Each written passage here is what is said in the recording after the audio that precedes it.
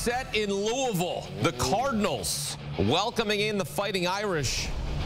And it's Jeff Brom and the Cardinals taking down Marcus Freeman and the Fighting Irish 33-20. How about this upset? Louisville remains perfect on the season, 6-0. They've now won 8 straight at home. Look, you don't just roll into Cardinal Stadium and get a win. And Louisville is now 6-0 for the first time since 2013.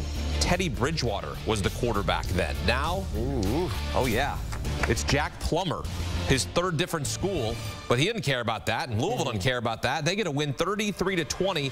Sam Hartman, there's really no way to put this. He was awful in this game.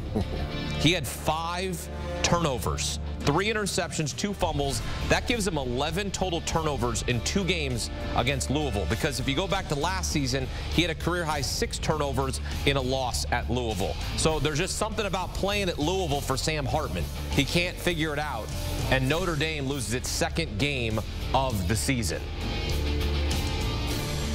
All right, back here with NFL vet, 10-year NFL vet, Douzable. My guy, look, there was a critical moment in this game. I want to take you back 3rd quarter. It's 17-13 Louisville. Yep.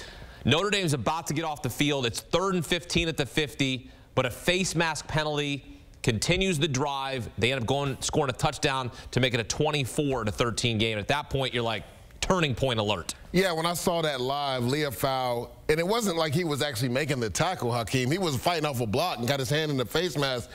Gives Louisville some more life. They get a 15-yard penalty, stay on the field, end up scoring a touchdown, go up 24-13. When I saw that, I said, yeah, Louisville is winning this game. You have to understand, there's certain times and points in games where penalties are bigger than other penalties throughout the game. That was one of those moments right there when they had just got some momentum back. Notre Dame had just kicked the field goal to cut the lead from 10-17 to 13-17. On 3rd down, you get off the field, but because you grab a face mask, you keep Louisville on the field, they go on to score, and they never look back. You talked about Sam Hartman. I mean, 5 turnovers this game from Notre Dame, and they were all committed by the quarterback. The first interception, right, on the fade ball placement was bad. He threw it inside. The receiver was expecting the ball outside. That last interception we just saw, the tight end was over the middle of the field. He threw it behind him, got tipped up, tips and overthrows, got to get thrown. And then when you're in the pocket as a quarterback, you have to realize when you're trying to maneuver in the pocket, guys are attacking the football, and that's what happened to Sam Hartman tonight. That Louisville defense got after them, Hakeem. I mean, there's not too many times we can say Notre Dame lost the physical battle. They got whooped from the first snap today. Yeah, they did. And look, it really, that one penalty was big. They only committed 3 penalties in this game. So it's not like you go and say, hey, we got to clean this up. It's the penalties at the critical moments is what cost them this game.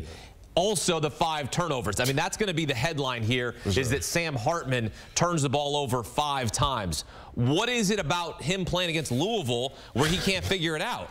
I mean, I feel like every quarterback has one kryptonite team, right? Josh Allen is the New York Jets. I'm not sure who it is for Patrick Mahomes. Maybe it's the Jets, too, because they made him look pedestrian Sunday night. Could be the Bengals. Yeah, that's right, because before this last year in the AFC Championship game, he hadn't beat the Bengals, so maybe it is the Bengals. But for some reason, when Sam Hartman plays the Louisville Cardinals, he just does not play up to his normal ability. And we were talking about streaks, Hakeem. Notre Dame, I believe, had a 30-game win streak versus ACC opponents. They did. For tonight. Snapped. And Louisville snapped that quite easily. So I think the one thing that concerns me if you're Marcus Freeman is you build your team on toughness and physicality.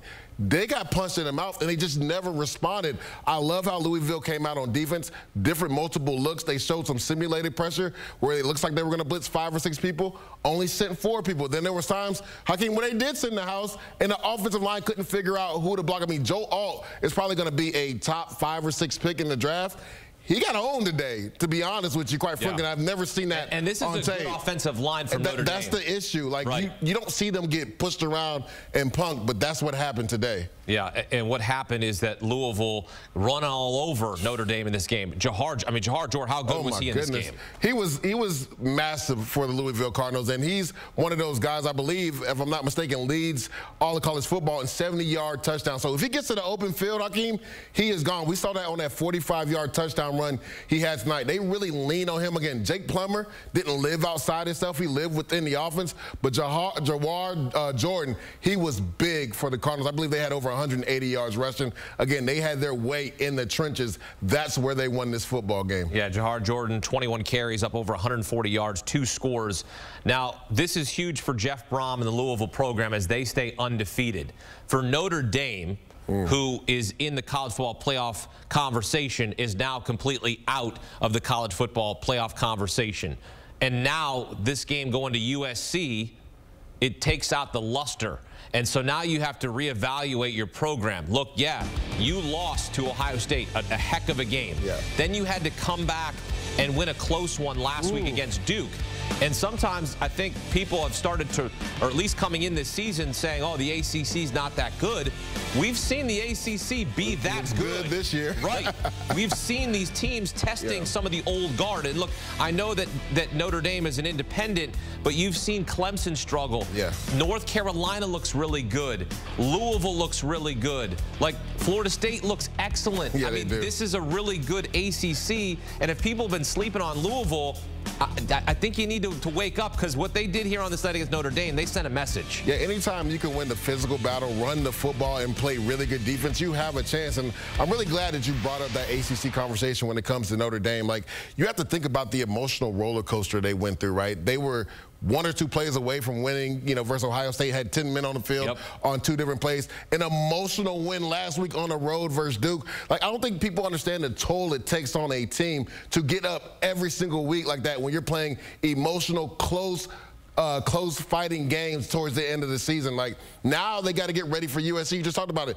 And one would maybe wonder, did they possibly overlook Louisville to get ready for USC? I would hope not, because if you watch film on Louisville, they get after it on the defensive end. And we talked about Jahar Jordan. He is a home run threat running back. So it was a tough schedule for Notre Dame. You already said they had 1 hiccup earlier in the year, which they were already kind of fighting up the mountain to potentially go to the college football playoff with that 1 loss. But with 2 losses, definitely knocked them out for them to have a chance to go to the college football playoffs. Yeah, Notre Dame had won 30 straight regular season games against ACC opponents. That streak is over as the Fighting Irish go on the road to Louisville and lose 33-20 as the Cardinals improve to 6-0. Lige Douzable here on CBS Sports HQ, break it down for us. A big win for the Cards as you take a look at the upcoming schedule for both Notre Dame and Louisville. Notre Dame on the left side of your screen.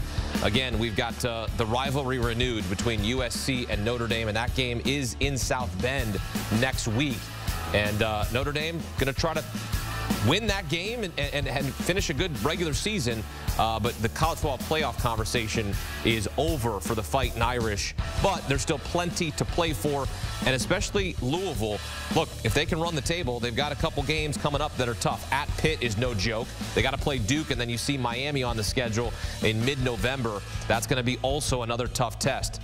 Props and shouts to the ACC, having a heck of a season right now. Louisville on top, 6-0.